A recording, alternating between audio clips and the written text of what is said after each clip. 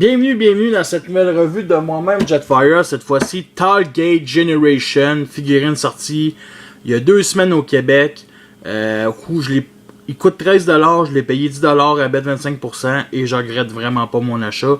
J'aurais pu attendre le rabais de 50%, mais c'est des figurines qui me sortent juste au Walmart, que ce soit Swerve ou ces deux-là, ou c'est lui ou Short, je pense c'est ça, ou Shrapnel, en tout cas, l'Insecticane. Sérieusement, c'est un très beau véhicule. C'est un véhicule sport.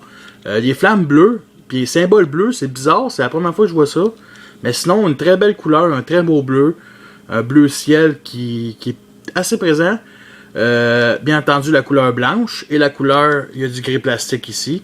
Et une certaine couleur argentée pour les vitres et les jantes. Honnêtement, très beau roulement aussi. C'est une très bonne représentation du personnage. Et je vous fais comparer avec le personnage qui est inspiré. Parce que Target est un repère de Windcharger. Et honnêtement, tous les deux sont pas de la même taille, mais fit très bien ensemble. Windcharger qui est un figurant dans G1. Target qui est revenu avec IDW. Ça, je suis très content. Que je dirais quelqu'un qui cherche soi-même. Target, j'ai toujours vu comme un enfant. Pire que Bumblebee. Pour la simple raison que dans IDW, il cherche encore. Il demande même à Cyclonus s'il devrait choisir entre Autobot et Decepticon. Bon, j'ai tout lu la BD, mais là, je vous tardera pas là-dessus. C'est pour parler du jouet. On nous donne aussi un petit genre de Target Masters, un mini-can. Plutôt un Target Masters. Et je dirais pas que c'est de la shit. Mais c'est pas une arme, ben. C'est pas vraiment ce que je préfère, mais ça se met ici comme ça. Bon, c'est un peu laid. Bon, bien entendu, on en replace le véhicule comme ça. Bien entendu, ils sont un petit robot comme ça. Ils peuvent se transformer en un petit robot comme ça, c'est simple que ça.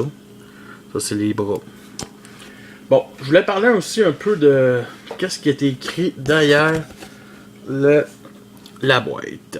Ces deux Autobots ont l'habitude de creuser leur propre trou. Groundbusters va forer presque n'importe quel matériau sous terre pour préparer son prochain coup. Target, quant à lui, ne rate jamais l'occasion d'enfoncer un peu plus en s'inventant des exploits. Et ça, c'est carrément Target. Target, je dirais qu'il est un pessimiste, un gars triste, quelqu'un, mais comme je disais, il cherchait encore. Mais bon, on va commencer la transformation, mais avant tout, on va comparer avec les autres véhicules. Style qu'on vendait à peu près dans la même gamme. L'Insecticane est plus loin. Mais c'est vraiment Willy, Swerve et lui qui se vend avec Metroplex.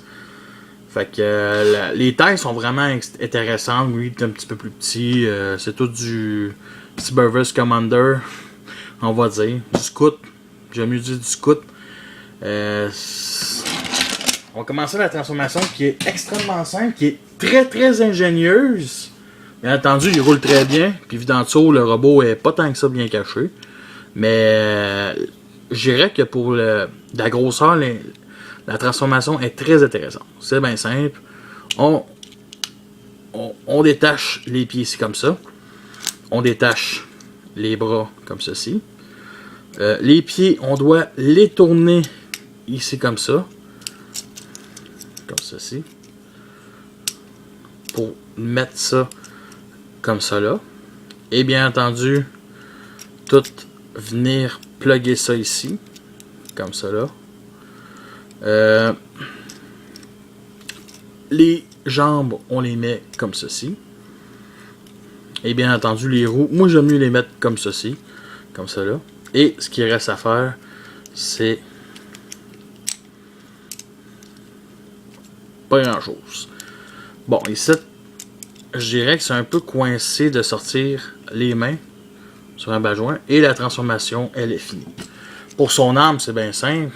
Comme je vous ai montré, on fait juste ça. On sort ça et nous la mettons dans sa main comme ça là. Et nous avons notre Target mode robot qui est prêt à creuser des trous. Voici une petite comparaison avec les autres scouts qui ont sorti. Faites quand même avec les grandeurs assez normales. et Windcharger. Willy qui est plus petit, c'est tout à fait normal. Bon, Windcharger qui est quand même une bonne tête de plus. Qui est quand même. Qui va revendre un repeint de lui. C'est bien bizarre. Moi, celui-là me suffit. Très suffisamment. Sérieux, je l'aime beaucoup. Bon. Côté articulation, c'est pas mal assez basique. Bas joint ici. La tête. Non, rien. Absolument rien. Les pieds sur des bas joints. Articulation ici. Les genoux sur un bas joint. Les pieds absolument pas. Fait que c'est à peu près ça, c'est pas beaucoup. Il y a aussi les bras ici qui sont sur un bas joint. Pas mal assez basique. Un peu de vide ici. C'est un petit peu dommage. Sinon, peut-être un petit détail que je trippe pas, c'est cette partie-là ici qui baisse la fourche parce que c'est une partie de transformation. Fait que ça fait un petit peu laid. Ça aurait dû couper. Il aurait pu. En tout cas, c'est pas plus grave que ça. C'est comme ça faisait partie de la fourche. Sinon, ici, l'idée des pots d'échappement qui forment le bas du torse, c'est excellent. Pas de signe autobo. Pas de signe autobo sur le torse. Le torse, c'est quand même des petits détails. Remarquez ça. Il y a un trou. C'est ce que je remarque. Il y a un trou. Il y a son nombril, d'après moi. Non, pour de vrai, je sais même pas le trou sert à quoi. Mais honnêtement, c'est un petit détail. Je dirais un lecteur DVD sur son torse. Sérieux, bah. En tout cas. Sinon, la tête est vraiment très très belle, mais c'est une tête qui ressemble à rien. C'est une tête qui ressemble à un mini-can quasiment. Tu sais, c'est pas le plus expressif des Transformers. Mais c'est pas plus grave que ça. Sinon, bien entendu, il y a son petit robot ici. Qu'on fait que montrer, qui est une laideur, il faut l'avouer. Bon. À part ça, vraiment, on peut-tu y faire des petites positions, je pense, plus ou moins. C'est pas un grand guerrier, hein. C'est pas... Par contre, j'aimais bien, ici, ça fait samouraï, ses jambes. Je trouve. On va retransformer le personnage. C'est assez simple aussi. On ramène ça ici comme ça. On ramène les bras comme ceci. Et bien entendu, on les monte comme ceci.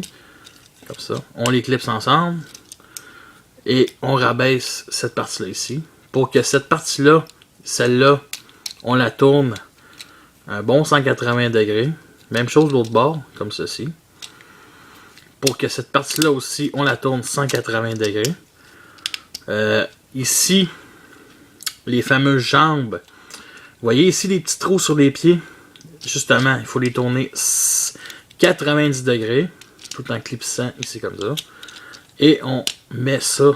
Et on les accroche aux partières de l'intérieur. Parce que là, voyons.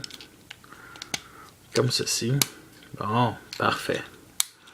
Et on finit tout par se clipser ensemble. Et nous avons notre Talgate Muscle. Malgré tout, est-ce que c'est une figurine qui en vaut la peine? Absolument. C'est un bon petit jouet. Je pense pas qu'ils vont revendre... C'est pas un personnage populaire. C'est un personnage qui aurait pu...